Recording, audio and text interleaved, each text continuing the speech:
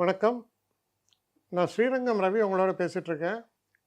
இது டிசம்பர் மாதத்திற்கான பலன்கள். மீனராசி நேயர்களை பொறுத்த வரைக்கும் எப்படி இருக்குன்னா, உங்கள் ராசிநாதனான குரு 3ஆம் வீட்டில் இருக்கார்.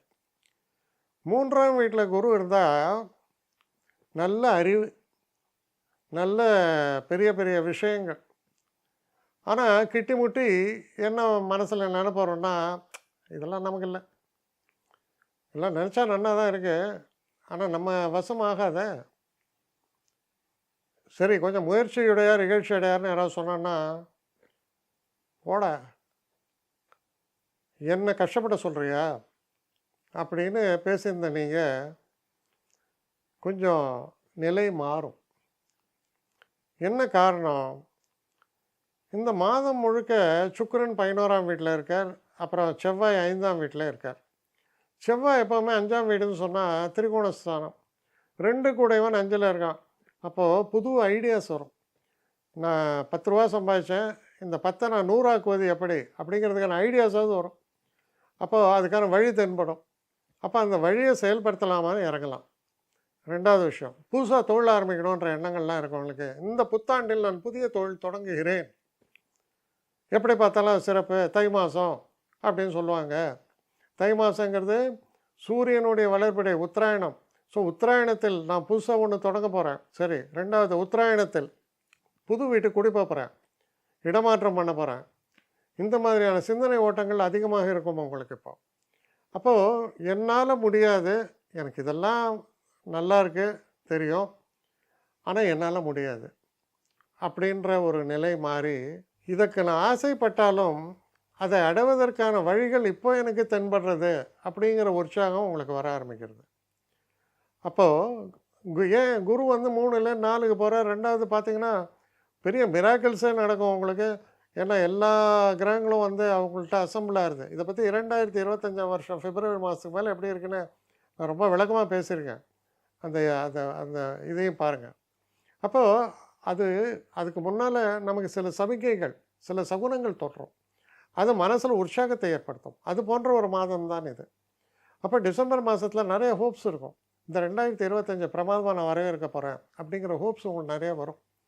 அதற்கான சூழல்கள் கூட ஏற்படுறது உங்களுக்கு. அதனால் நல்ல ஒரு காலமாக இருக்கும். இதில் பாருங்கள், 11ஆம் வீட்டில் குரு, நல்ல நண்பர்கள், இருபாலர்களும், மென் ஆர் விமன், ஃபைன், நல்ல ஃப்ரெண்ட்ஷிப் எல்லாம் இருக்கும், சந்தோஷம் இருக்கும், ஒரு ஃபெஸ்டிவ் மூடு இருக்கும். 12ல் சுக்கிரன் வரும்போது இட்ஸ் மை பார்ட்டி அப்படின்னு சொல்லுவீங்க. அந்த அளவுக்கு ஒரு ஒரு உற்சாகம் பெருக்கெடுக்கக்கூடிய காலம். ஏன்னா சுக்கிரன் 12ல் வந்தால் என்ன பண்ணுறார்? எல்லாரையும் சந்தோஷப்படுத்து, செலவு பண்ணு. ஸோ அந்த மாதிரி ஒரு இது. அப்போ உற்சாகமாக செலிப்ரேட்டிவாக எல்லாத்தையும் வரவேற்கிற ஒரு தன்மையை சொல்கிறது ரொம்ப சிறப்பான காலம். அப்போ நியூ இயருக்கு brings lot of new hopes to you. அது வீணான கனவாக சில வருஷங்கள் அமையலாம், ஆனால் இந்த வருஷங்களில் உங்கள் கனவுகள் மெய்ப்படக்கூடிய அளவில் பல நல்ல விஷயங்கள்லாம் நடப்பதற்கு ஒரு அடித்தளம் அமைக்கக்கூடிய காலம். சந்தோஷம், தொழிலதிபர்களுக்கு தொழிலை பெருக்கக்கூடிய காலம், சில நல்ல ஜாபு அதெல்லாம் எதிர்பார்த்துட்ருக்கவங்களுக்கு அது கிடைக்கக்கூடிய காலம், வெளிநாட்டு வாய்ப்புகளுக்காக இயங்குபவர்களுக்கு வெளிநாடு செல்லக்கூடிய ஒரு பாக்கியம், அதே போல் திருமணம், குழந்தை பேர், இது எல்லாத்துக்குமே நல்ல ஒரு காலமாகத்தான் இது அமைகிறது. அதனால் நீங்கள் பார்த்தீங்கன்னா ரொம்ப சந்தோஷமாக இருக்கக்கூடிய ஒரு காலம் இந்த டிசம்பர் மாதம். அதுக்கான ஒரு பெரிய ஹோப்ஸை உங்களுக்கு வாரி வழங்குறதுன்னு சொல்லலாம். அதனால் உங்கள் சிந்தனை ஓட்டம், நிலைமை, செயல்பாடு எல்லாற்றிலுமே ஒரு மாற்றத்தை உணர்வீர்கள். அது நிச்சயமாக தெரிகிறது. I wish you all a very happy prosperous new year.